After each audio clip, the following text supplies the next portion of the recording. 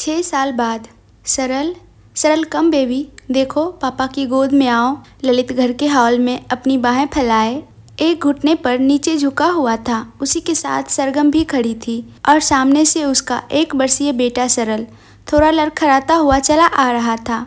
Good, अब बस थोड़ा और, ललित बोला और वो छोटा सा बच्चा चहचहाता हुआ उसकी ओर बढ़ा।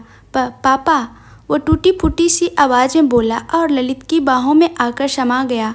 ललित भी उसे गोद में झुलाता हुआ झूम गया। आनंद जी और बरखा जी वहीं सोफे पर बैठकर ललित को देख रहे थे। वक्त कितना जल्दी बीत जाता है। कल तक ललित खुद एक छोटा सा बच्चा था और आज देखो पिता बनकर कितना खुश है। आनंद जी चाय खत्म करके कप रखते हुए बोले, लेकिन है तो अभी भी बच्चा ही ना।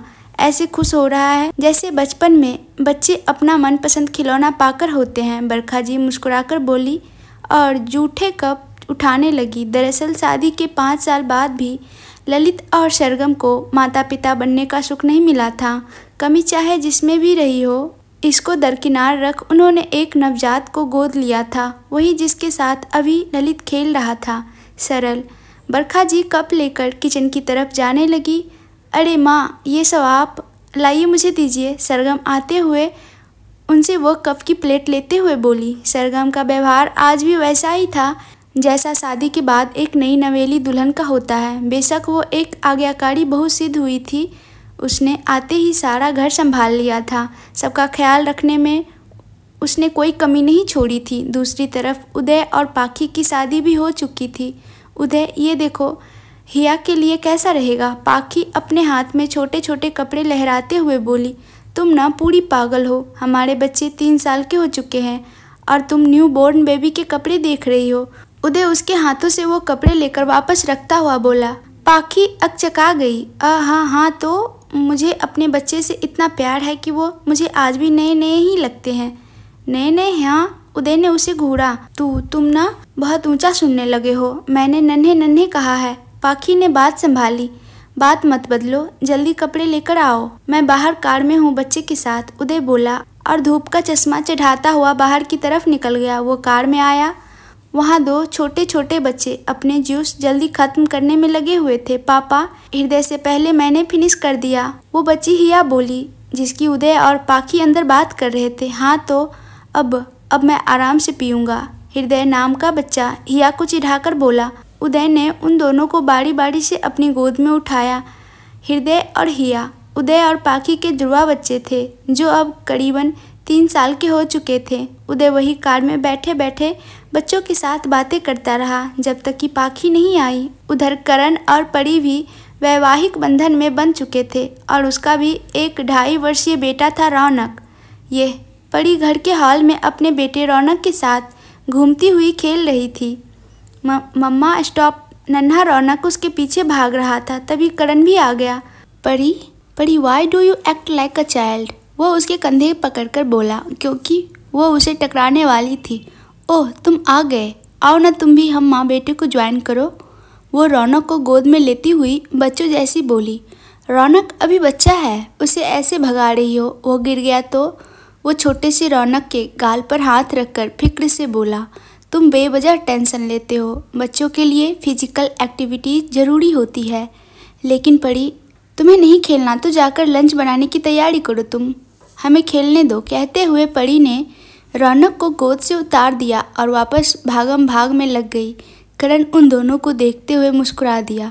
उसके फ्रेंड ग्रुप का आखिरी सदस्य विवेक, जो सब दोस्तों में सबसे छोटा था, वो किसी कोर्स की पढ़ाई के लिए ऑस्ट्रेलिया चला गया था और वही 2 साल पहले ऑस्ट्रेलियन मूल की लड़की से शादी रचा ली थी। विवेक की ऑस्ट्रेलियन पत्नी का नाम यूं तो एलिंटा था, लेकिन मज़े की बात ये थी कि सब दोस्तों ने हम साथ साथ है मूवी कुछ ज़्यादा ही देख रखी थी, तो उसके हिसाब से एलिंटा का नाम सब ने मिलकर साधना रख दिया था, क्योंकि मूवी में विवेक नाम के नायक की पत्नी का नाम भी साधना था। इसका असर ये हुआ कि विवेक खुद उसे एलिंटा ना कहकर साधना ही कहने लगा था। वो एलिंटा को लेकर भारत वापस आ गया था और यहाँ आकर भारतीय रीति रिवाज से भी एलिंटा को अपनाया था। भारत आने पर एलिंटा भी एक भारतीय स्त्री की तरह ही रहने लगी थी। साड़ी में। हालांकि उसे भारत की संस्कृति और पहनावा शुरू से ही पसंद था और वो बहुत अच्छी हिंदी भी बोल लेती थी। दिल्ली शहर की एक जगह सड़क के आखिरी छोर के फुटपाथ से 10 कदम पहले बना वो मकान 2 मंजिला मकान, जिसके ग्राउंड फ्लोर पर शॉप जैसा कुछ था और फर्स्ट फ्लोर रहने की व्यवस्था अनुसार। वहाँ लगे बोर्ड से पता चल रहा था कि ये कोई फैशन बुटीक था। बोर्ड पर बड़े बड़े शब्दों में उकेरा गया था, मीत मैजिकल क्लॉथिंग। साधना, किसी ने ऊपर से बुटीक में प्रवेश करते हुए आवाज़ दी। यस गीत। साधना, जो कि एलिंटा थी, वो अपने हिसाब किताब वाली चेयर से उठती हुई बोली, मैं कुछ देर में मेरठ के लिए निकल रही हूँ। मुझे कुछ दिन लगेंगे वापस लौटने में। तब तक पूरे हिसाब किताब से लेकर कस्टमर के ऑर्डर्स भी आप ही देखेंगी। गीत ने एलिंटा को समझाया। आप निश्चिंत होकर जाइए गीत, मैं हूँ ना। एलिंटा उर्फ साधना बोली। उसे अधिकतर हिंदी शब्दों का अर्थ तो पता था, लेकिन वो अभी किसी शब्द का उच्चारण गलत ही करती थी। ठीक है, शुक्रिया, वो एलिंटा से बोली। फिर रमा, जया, अंजू, अनिरुद्ध और गौतम, आप सब भी मन लगाकर काम करना। कस्टमर को कोई शिकायत नहीं होनी चाहिए। वो वहाँ सिलाई कर रहे टेलर से बोली तो सबने मुस्कुराकर सहमति से सिर हिला दिया। सबको अपना ख्याल रखने का कहकर गीत वापस ऊपर अपने कमरे में चली आई। उसे शाम को निकलना था और उसे सामान भी जमाना था। उसने फटाफट अपनी ज़रूरत के अनुसार 2 जोड़ी कपड़े रखे और उस छोटे से बैग को साइड में रखकर आईने के सामने आ खड़ी हुई। उसने अपने आप को गौर से देखा। उसका मासूम सा चेहरा अब काफ़ी हद तक परिपक्व लगने लगा था, और होता भी क्यों ना। 22 वर्ष की उम्र में मोहक से मिलने वाली गीत अब 32 वर्ष की हो चुकी थी। उसके चेहरे पर अब उदासीन भाव रहने लगे थे, और क्यों न दिखाई देती उसके चेहरे पर ये उदासीनता। जिस वक्त उसकी शादी होने वाली थी वो वक्त 7 साल पीछे रह गया था। तब से वो इंतज़ार में थी, शायद तलाश में मोहक की तलाश। इस तलाश ने उसे एक गंभीर चेहरा तोहफे में दिया था। गीत आईने में देखते हुए अपने बालों को छुआ। वो अपने स्ट्रेट बालों को अब कर्ली रखने लगी थी। वो इस इंतज़ार में, इस तलाश में, इस मोहब्बत में अब मोहक हो जाना चाहती थी। खुद को शीशे में देखती तो लगता कि मोहक सामने ही खड़ा है। गीत ने बगल वाली टेबल पर रखा गिटार देखा, वही गिटार जो मोहक का था, जो जयपुर में उसे मोहक की याद के तौर पर मिला था। वो अभी कुछ देर पहले ही उससे धुन निकाल रही थी, तभी तो वो बाहर टेबल पर पड़ा था। गीत ने मोहक का ये गुण भी अपना लिया था। हाँ, वो अब गाने लगी थी। उसने बतौर एक म्यूजिक स्टूडेंट के रूप में गाना सीखा था। जितना उसे सीखते बना। 7 साल बीत गए थे मोहक को गए हुए, जिसके बाद 1-1.5 साल वो अपने परिवार के साथ ही रही थी। फिर ललित की शादी के कुछ दिन बाद यहाँ शिफ्ट होने की बात कह दी। काफ़ी हंगामा हुआ था इस बात को लेकर, बल्कि ललित तो बहुत गुस्सा हुआ था। कुछ दिनों तक बात भी नहीं की थी उसने गीत से। फिर कैसे भी करके गीत ने उसको मना ही लिया था, शायद अपने प्यार का वास्ता देकर। ललित उससे इतना प्यार जो करता था, वो हर एतवार को अपने परिवार और दोस्तों से मिलती थी और हर 2-3 महीने में एक नए शहर निकल पड़ती थी। कानपुर, इंदौर, पुणे, जयपुर, लखनऊ, भोपाल, गाजियाबाद, लुधियाना, आगरा और ऐसे ना जाने कितने ही शहर नापे थे उसने इन बीते सालों में, और आज मेरठ जाने की तैयारी में थे। फैशन हाउस से अच्छी खासी इनकम होती थी और फिर गीत की ज़रूरत ही इतनी ही थी। वो इनकम का अधिकतर हिस्सा एक दूसरे शहर जाने में ही खर्च कर देती थी। उसे अब भी यही उम्मीद थी कि मोहक किसी म्यूजिक एकेडमी या म्यूजिक से रिलेटेड ही कोई काम करता होगा, तो वो इन्हीं जगहों पर पता करती थी जितना उससे बन पड़ता था। उसे अचानक ख्याल आया कि मोहक की उम्र भी 32 के पार हो चुके हैं। अब वो कैसा दिखता होगा? शायद उतना ही मासूम और निश्चल। शायद कैसा, वो पक्का दिखता होगा। लेकिन ये जो साल पर साल गुजरते जा रहे थे, उसका सिला उसको कब मिला था?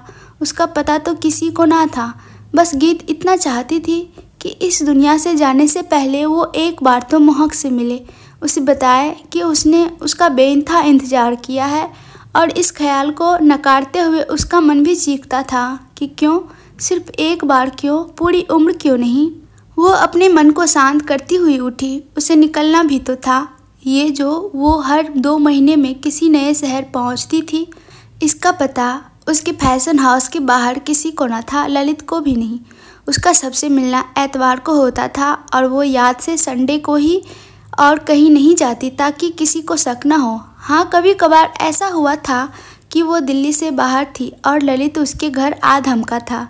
तभी एलिंटा ने बड़ी समझदारी से बहाने बनाए थे कि गीत किसी कस्टमर को ऑर्डर पहुंचाने या ऑर्डर लेने गई है।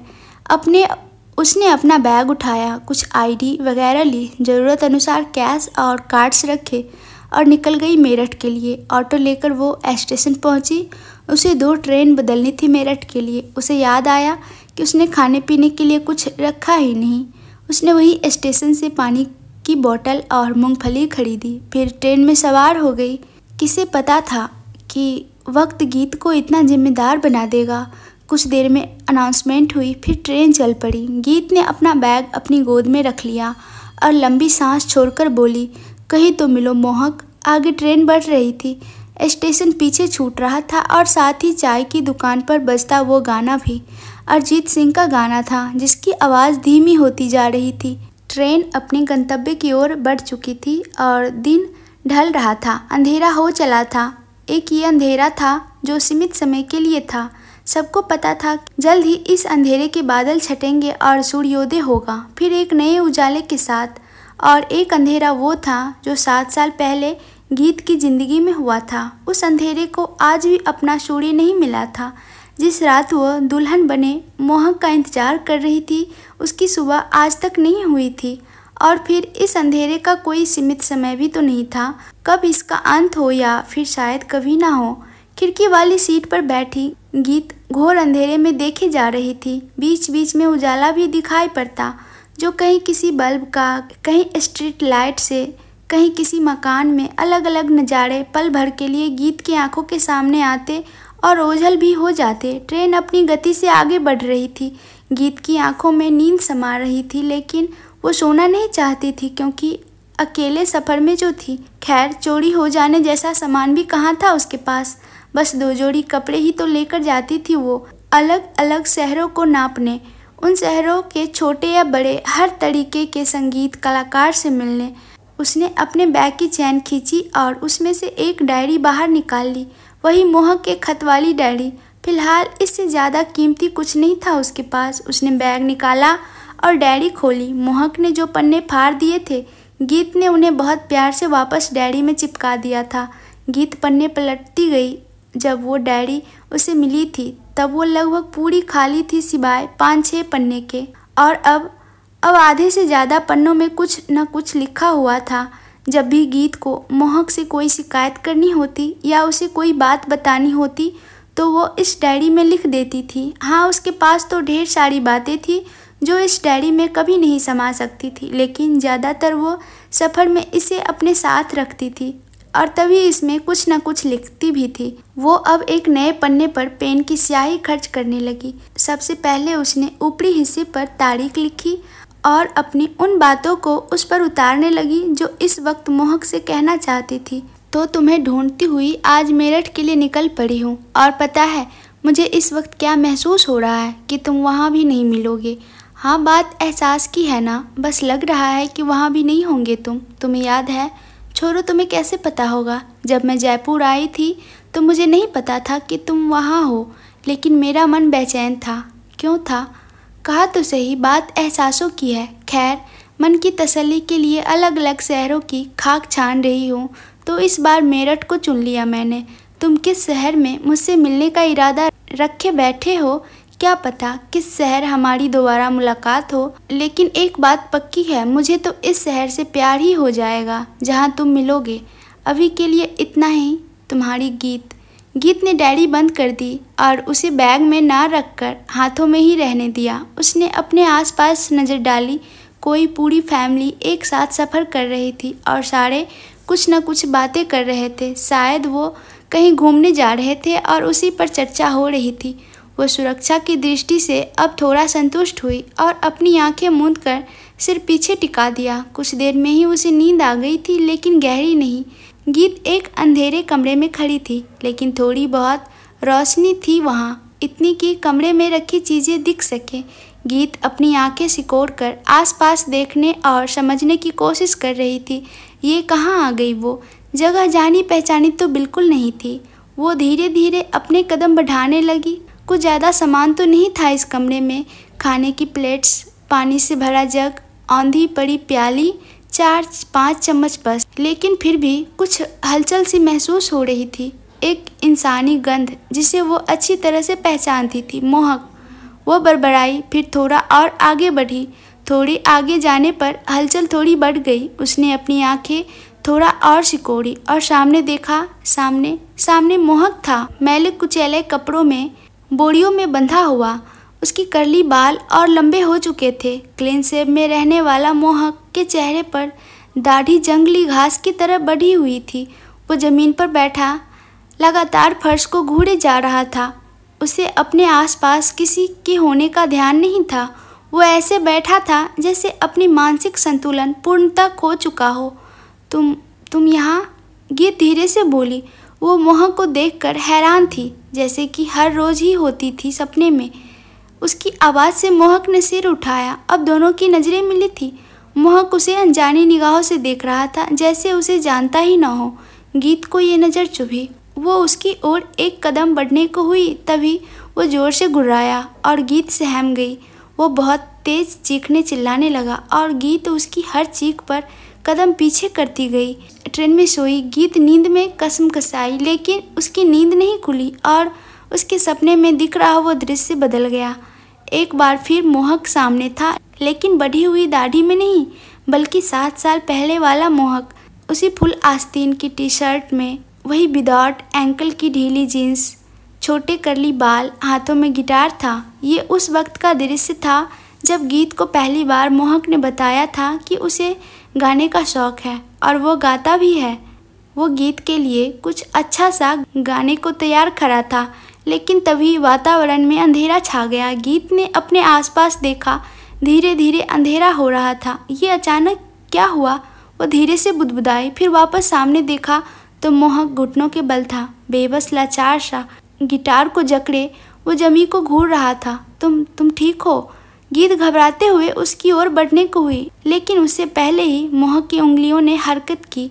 उसके हाथ गिटार स्ट्रिंग्स पर धीरे धीरे चलने लगे। ये दिल तन्हा क्यों रहे, क्यों हम टुकड़ों में जिए, क्यों रूह मेरी ये सहे। मोहक धीरे से वापस पैरों पर खड़ा हो गया।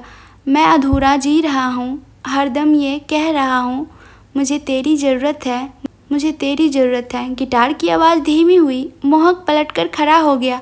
थोड़ा ठहरकर वो वापस गाने लगा। अंधेरों सा था मेरा रिश्ता भरा, तूने ही उजालों से वाकिफ किया। अब लौटा मैं हूँ इन अंधेरों में फिर, तो पाया खुद को बेगाना यहाँ। तन्हाई भी मुझसे खपा हो गई, बंजरों ने भी ठुकरा दिया। मैं अधूरा जी रहा हूँ, खुद पर ही एक सजा हूँ। मुझे तेरी ज़रूरत है, मुझे तेरी ज़रूरत है। आखिर में मोहक पलटा। उसकी आंखों में आंसू थे, चेहरे पर गहन पश्चाताप, जैसे गीत को कहना चाह रहा हूँ कि ये वो क्या कर बैठा, उससे बहुत बड़ी गलती हो गई।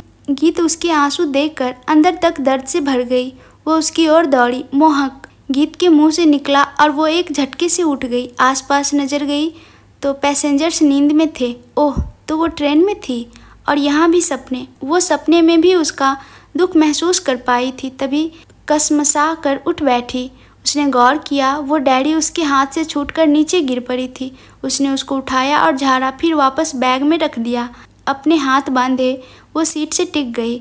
ये कोई पहली बार तो नहीं था ना जब उसे कोई विचलित कर देने वाला सपना आया हो, और ये भी पहली बार नहीं था कि ऐसे किसी सपने के बाद उसकी नींद उड़ चुकी थी। थोड़ी देर बाद उसने ट्रेन बदली। 2.5-3 घंटे बाद वो मेरठ आ पहुंची। रात के 10 बज रहे थे और वो एक छोटे से होटल के रूम में थी।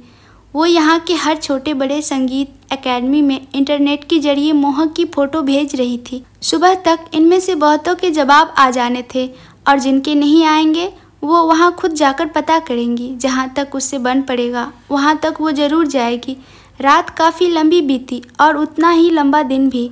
2 दिन उसने बहुत जगह पूछा, यहाँ तक कि स्थानीय लोगों से भी पता किया, लेकिन कोई हिंट तक नहीं मिला।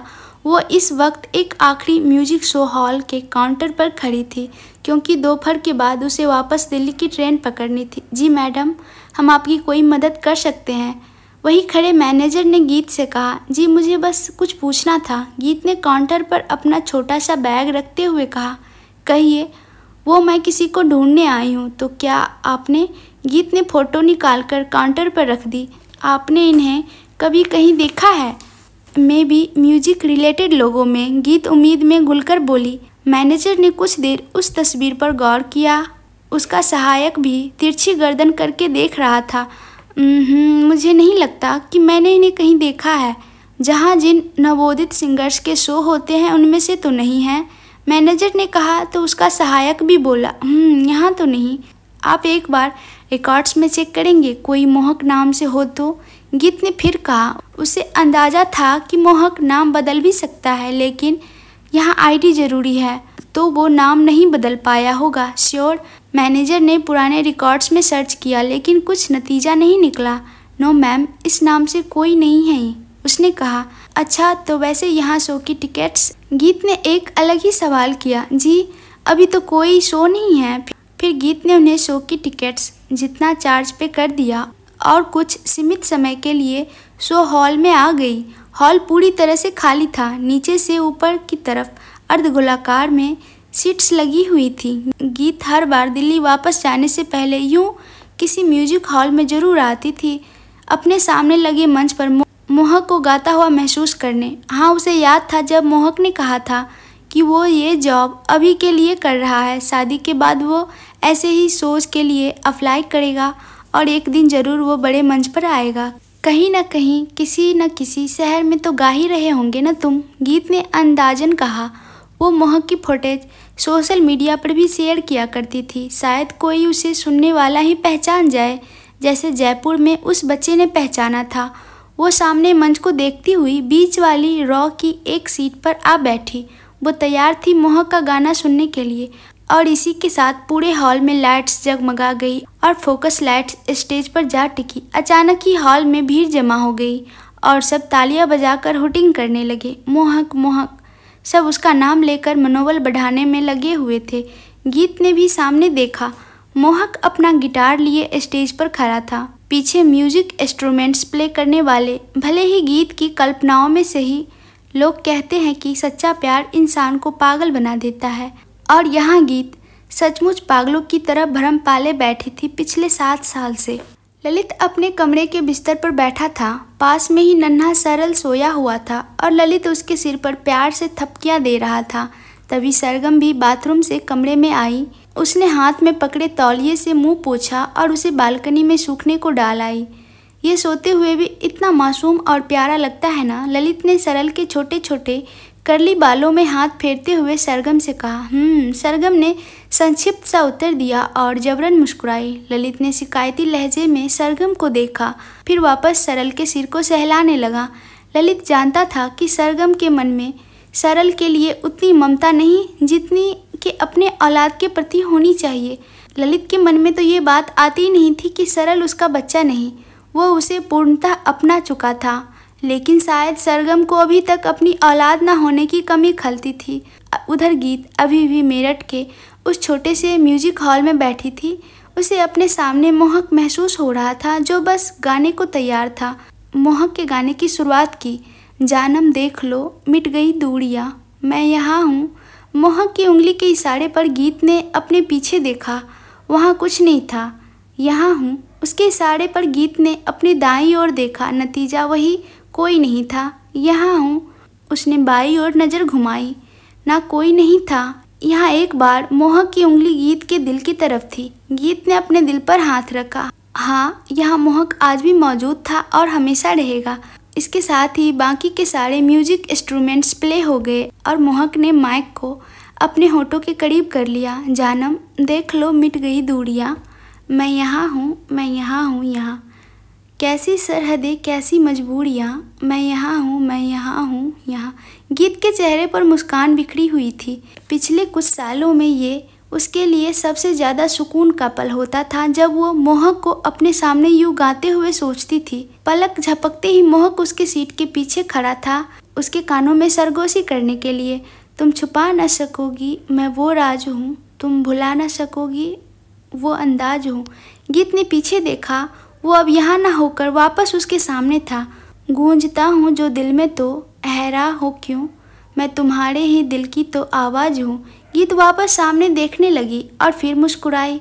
सुन सको तो सुनो धड़कनों की जुआ, मैं यहाँ हूँ, मैं यहाँ हूँ यहाँ। कैसी सरहदें कैसी मजबूरियाँ, मैं यहाँ हूँ, यहाँ हूँ यहाँ। गीत ने अपना चेहरा हथेली पर टिका दिया और इत्मीनान से मोहक को देखने लगी। मोहक भी उसी की आंखों में देख रहा था। मैं ही मैं हूँ अब तुम्हारे ख्यालों में, मैं जवाबों में हूँ, मैं ही सवालों में। मोहक ने अब गीत को सवालिया लहजे में देखा तो गीत ने हल्के से हाँ में सर हिलाकर सहमति जताई। मैं तुम्हारे हर एक ख्वाब में हूँ बसा, मैं तुम्हारी नज़र के उजालों में हूँ। मोहक फिर मुस्कुराया। देखती हो मुझे, देखती हो जहाँ, मैं यहाँ हूँ, यहाँ हूँ यहाँ। मोहक गीत की तरफ बढ़ने लगा। जानम देख लो मिट गई दूरियाँ, मैं यहाँ हूँ, यहाँ हूँ यहाँ। मोहक उस तक पहुँचता और गीत के गाल की तरफ हाथ बढ़ाया। कैसी सरहदें कैसी मजबूरियाँ, मैं यहाँ हूँ, यहाँ हूँ। मोहक उसके गाल को छू पाता उससे पहले मैम।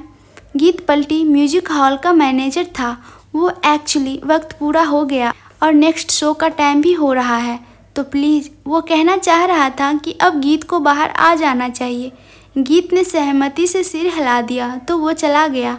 वो वापस सामने पलटी तो कोई भी नहीं था, ना मोहक, न हॉल में कोई भीड़, न जगमगाती लाइट्स, कुछ भी नहीं। सब कुछ ऐसे गायब हो गया था जैसे पानी का बुलबुला पलक झपकते फट जाता है। सरगम कमरे में आई। ललित ने उसका हाथ पकड़कर दरवाज़ा बंद कर लिया।